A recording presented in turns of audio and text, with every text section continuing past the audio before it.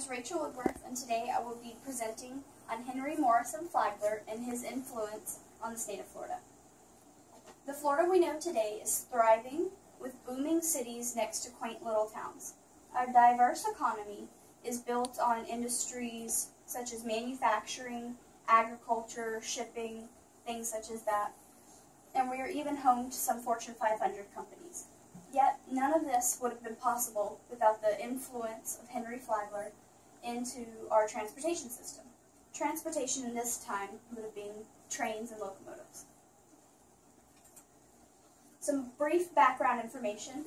He was born Henry Morrison Flagler on January 2nd, 1830. He was one of the founders of Standard Oil with John D. Rockefeller and Samuel Andrews. He gave up his position in 1885 and moved down to Florida. He then became the founder of FEC, or Florida East Coast Railways, which was a merge between the Jacksonville, St. Augustine, Halifax, and Indian River railroads. With the funds he made in the oil industry, he made it his life's work to harness the potential in the oldest city in America, St. Augustine, and all the way throughout Florida.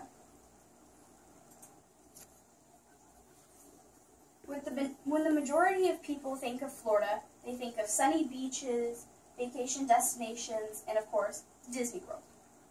Prior to the railroad system taking you where you needed to go, you either took a buggy with a horse or you had to walk there. Even some of the most popular and densely populated destinations were hard to get to and from, and making them hard to get to also made them undesirable. Flagler used the funds from his share in the oil company and his government influences at the time to help fund the production of the railroad system down the Atlantic coast of Florida. And he didn't stop there. Once the railroad was finished, he would ride down in his private rail car, and he would look for potential properties. He had to ride down in the rail car because if he were to just walk into the town and look for a property, the owners would raise the prices.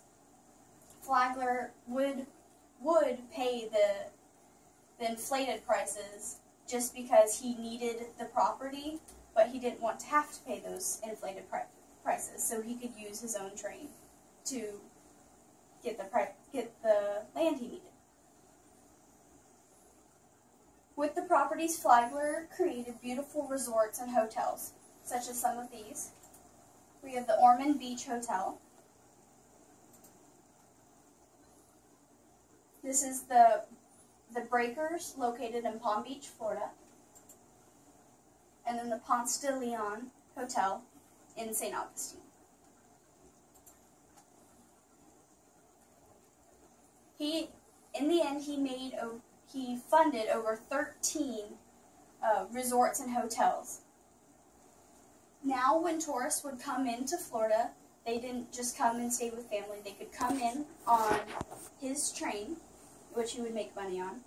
They would stay in his hotels, which he also made profit on, and then they would also have to leave on the rail system, which he would make profit on. He even went so far as to fund a whole city so that he would stimulate his wealth in the end. The city of Miami was built with the funding of Flagler, and he funded their first water and electric system and created their first post and paper mill. As an overview, without Flagler's influence on Florida, it would have not become what we know it as today. It would have taken years to become the desirable destination that it is now. Things like his work in creating proper rail systems and his creation of hotels and resorts all over the Florida coast have shaped the Floridian lifestyle we all know today. His legacy lives on, where he has streets, churches, schools, hospitals, and even a whole county named after him. I would like to close with a quote from Mr. Flagler's colleague, John D. Rockefeller. "Don't be afraid to give up the good to go for the great." Thank you.